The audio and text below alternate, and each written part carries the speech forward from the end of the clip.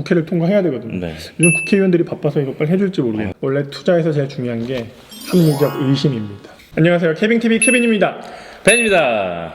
오늘은 이름도 이런 걸 가지고 왔는데 진지합니다, 저희. 금융위원회에서 P2P 대출을 법제화하여 P2P 금융을 주요 핀테크 산업으로 육성하고 소비자 보호를 더욱 강화하겠습니다. 온라인 투자 연계 금융업 및 이용자 보호에 관한 법률안. 발음 괜찮았죠? 네. 이게 지금 국무정의 의결 뭐 이렇게 얘기가 돼 있어요. 국회 정무위 의결이 됐습니다. 제가 케빈한테 질문하는 형태로 여러분들의 궁금증을 한번 풀어보도록 하겠습니다. P2P 법제화라는 것이 정무소위에 계속 올라갔는데 그때 통과가 되지 못하고 있다가 이번에 8월 달에 이제 통과가 된 내용이고요. P2P 대출이 이제 기존과는 다른 혁신적인 방식을 통해서 중금리 대출 등 새로운 대출 및 투자 시장을 개척하는 그런 시장을 지금 형성하고 있는데 그에 비해서 우리가 법제화가 되지 않기 때문에 투자자 보호가 제대로 되지 않고 있는 부분, P2P 회사들을 어떤 회사가 더 좋은 회사인지 가려낼 수 없는 부분들 이번에 해결을 해서 투자자분들이 투자를 하기 더 쉽게, 그리고 P2P 회사들은 보다 까다로운 요건들을 충족시키는 회사들만 살아남을 수 있게, 결국은 핵심은 투자자 보호라고 보면 될 것 같습니다. P2P 회사들도 그런 원칙을 따른다면 사업을 영위하는 데 있어서 보다 더 이익이 되는 그런 것들도 포함되어 이제 있습니다. 시행되고 나면 좀 올바른 방향의 또 P2P 투자로 발전나갈 수 있는 또 베이스가 되겠네요. 지금 P2P 회사들이 약 200개 정도가 있습니다. 이미. 그렇기 때문에 200개 내에서 지금 어떤 회사들이 더 좋은지 이번에 확실히 가려질 것으로 이렇게 생각이 됩니다. 근데 지금 화면 보고만 존댓말 하면 4가지 정도로 추려봤는데 일단은 첫 번째가 자기자본금 얘기가 있네요. 기존에는 뭐 자기자본금에 대한 어떤 규제가 없었던 건가요? P2P 시장 자체가 법제화되어 있지 않았기 때문에 제도가 아무것도 없었다고 보면 되는 거고 5억 이상 가지고 있는 회사들만 이제 이 사업을 영위할 수 있는 거고, 사업을 시작한 이후에도 매년 체크를 해서 등록 유지 조건을 까다롭게 체크한다고 하니까 투자자분들은 앞으로는 살아남은 기업들은 최소한 돈이 있는 사람들이 회사를 차렸고 그리고 그것을 유지할 수 있는 능력이 있는 회사다, 이런 판단을 좀 해볼 수가 있겠죠 앞으로는. 그럼 이 요건 하나로 이렇게 딱 선을 하나 그을 수 있겠네요.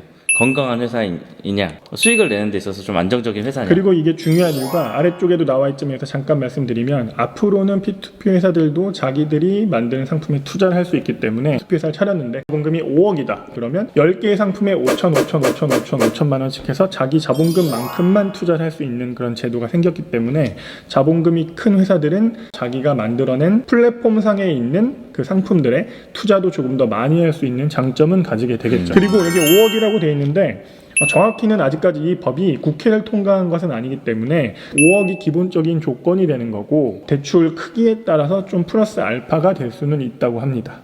지금 이제 막 만들어져 가고 있고, 그렇죠. 이제 가이드가 이렇게 생기는 중에 지금 이제 나와 있는 얘기들을 지금 해주시는 거네요. 그럼 여기서 자기자금 투자 관련돼서 얘기하셨던 게 뭐 5억 5천만 원씩 상품 10개다 뭐 이런 얘기가 있는데, 지금 여기서는 10분의 80 이하라고 얘기하는 거면은 20%라는 얘기인가요? 기본적으로 자본금의 100%까지 투자할 수 있는 거는 기본적인 사항이고 무조건 지켜야 하는, 한 상품이 있을 때 80% 이하까지 모집이 됐을 경우에, 하지만 이것도 100% 정해진 게 아닌 게 대통령령으로 정하는 이제 비율 이상이 됐을 경우에 그 나머지 부분을 P2P 회사가 자본금으로 이제 투자할 수 있다.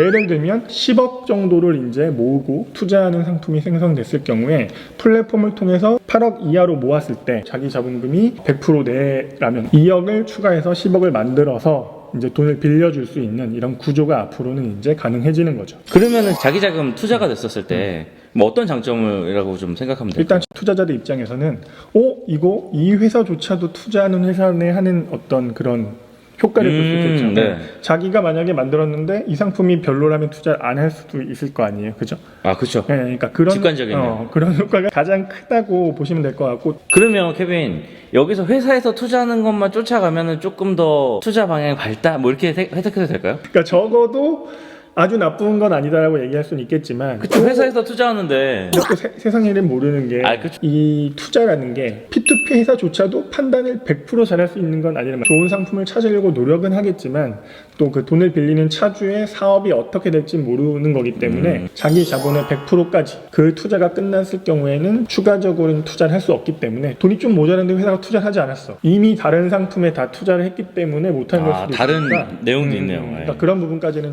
챙겨봐야 할 것 같습니다. 왜냐면 저도 지금 그 생각이 들거든요. 회사에서 들어가면 꼭 들어가야 되겠다. 원래 투자에서 제일 중요한 게 합리적 의심입니다.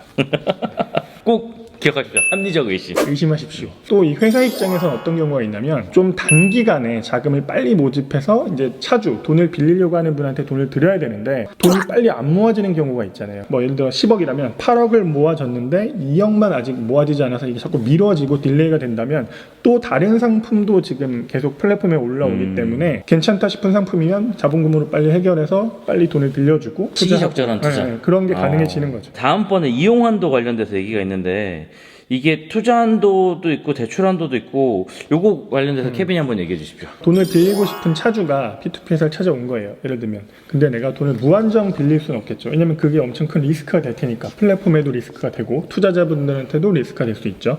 그렇기 때문에 대출 한도가 정해져 있는데 그 회사에서 대출이 나가 있는 대출 잔액이 있을 거 아니에요. 그죠? 돈이 빌려진 차주에게 돈이 나가 있는 것의 전체의 10%까지만 동일 차주가 한 회사에 돈을 빌릴 수 있는 거죠. 이 동일 차주가 무슨 뜻이냐면 한 회사에 한 차주가 두 번 빌릴 수도 있잖아요. 그죠? 그 두 개를 합쳐서 이 회사가 총 나가 있는 전체 대출의 10%까지 돈을 빌릴 수 있다. 그러면 P2P 회사에서 50억의 대출로 나가 있다. 그러면은 그 한 사람이 동일 차주. 네, 동일 차주 한 사람이 빌릴 수 있는 한도가 10%니까 이제 5억이라는 얘기인 거네. 투자 한도가 지금 이제 P2P 아시는 분들이 주로 이 영상을 보실 테니까 지금 일반 개인적인 분들은 한 플랫폼 회사에서 한 상품당 500만 원, 그리고 부동산에 1000만 원, 그리고 부동산 동산 합쳐서 2천만 원까지 지금 투자하실 수 있고, 물론 소득 적격 투자자분들이랑 전문 투자자분들은 좀 더 한도가 높지만 앞으로는 아직까지 시행령이 이건 정해진 건 아닌데 앞으로는 한 회사의 한도보다는 투자자의 상황을 고려해서 전체 P2P 회사에 대한 한도를 정할 것으로 지금 예상이 되고 있습니다. 금액이나 이런 것만 어떻게 될지 아직 미정인 상황이라고 보면 될 것 같습니다. 자, 보기만 하셔도 돈을 벌 수 있는 캐비티가 되어 있습니다. 적어도 까먹지 않는. 마무리가 되면 저희가 빠른 시간 내에 만들어서 아직 국회 본회의 의결이나 이 공표가 넘어가지 않았잖아요. 지금 그래서 시행령 하위 규정을 마련하고 있는데 이 과정에서 산업 발전과 이용자 보호를 위해서 업계 민간 전문가 등과의 소통을 앞으로도 더 해 나가서 확정하겠다고 하기 때문에 이걸 보시는 여러분들도 혹시 의견이 있으시면 충분히 이런 것들을 서로 나눠볼 필요가 있어서 미리 지금 말씀을 드리는 겁니다. 보다 더 소통할 수 있는 국회가 되었으면 합니다. 자, 그럼 아까 질문 드리려고 했었던 마지막 금융기관의 P2P 참여 한도, 이거는 그러면은 기존에는 안 됐다는 얘기인가요? 그렇죠. 금융기관 자체가 자기의 자본금이나 어떤 투자할 수 있는 돈으로 자기 명의로 해서 들어온 경우가 없었는데 P2P 회사에 좋은 상품이 있을 경우에 뭐 은행이나 증권이나 다 투자를 할 수 있게 바뀌는 거고, 그 한도가 한 상품의 이제 40%까지 투자를 할 수 있게 되는 거죠. 그러면 만약에 어떤 상품이 10억이다. 근데 상품이 너무 괜찮다. 그러면 기관이 4억이 들어오기로 했다. 그러면 어떤 효과가 있냐? 그럼 개인 투자자들이 볼 때는 저 깐깐한 기관 투자자조차도 투자하는 상품이구나를 판단할 수 있게 되는 거기 때문에 기관 투자자들이 어떤 회사를 주로 선택하고 또 어떤 상품에 투자하는지를 보고 개인 투자자들이 좀 팁을 얻을 수 있는 그런 부분이라고 생각을 합니다. 이게 어쨌든 이용하시는 분들이 좋은 쪽으로 많이 가장 중요한 것은 투자자 보호입니다. 투자자 보호. 그러니까요. 개인적으로 좀 궁금한 게 이제 기관에서도 들어오고 회사에서도 투자를 하기 시작을 하고 P2P 서비스 이용하시는 투자자분들도 계실 거고, 그럼 여기서 손실이 났었을 때 우선순위가 있나? 아니면 어떤 회사는 손해가 없다든가? 제가 그 출력해온 정무 소위 내용을, 회의 내용을 아예 다 보고 있는데 시행령으로 확정되는 것까지는 아니고 시행령 위임사항이라고까지 나와 있는 거에 어떤 내용이 있냐면 최소한 동률로 손해를 보게 하겠다. 개인 투자자가 기관은 사실 같은 투자자니까 의미가 없고 P2P 회사가 자기 자본금으로 투자한 것보다 후순위가 되게 하진 않겠다는 뜻이겠죠. 최소한 동률이다. 그런데 P2P 회사의 고의적인 문제 또는 중과실이 있을 경우에는 개인 투자자분들이 선순위로 돈을 먼저 받을 수 있게. 그 부분에 대해서는 크게 걱정하실 게 없을 것 같네요. 케빈TV 금융위 보도 참고 자료를 이용한 P2P 법제화에 대한 내용이었습니다. 예. 혹시 이 이후에 또 발생되는 내용이 있으면은 저희가 잘 정리해서 컨텐츠로 만들도록 하겠습니다. 네, 이게 또 국회를 통과해야 되거든요. 네. 요즘 국회의원들이 바빠서 이것걸 해줄지 모르겠네요. 자, 이상 케빈TV 케빈이었습니다. 벤입니다. 감사합니다.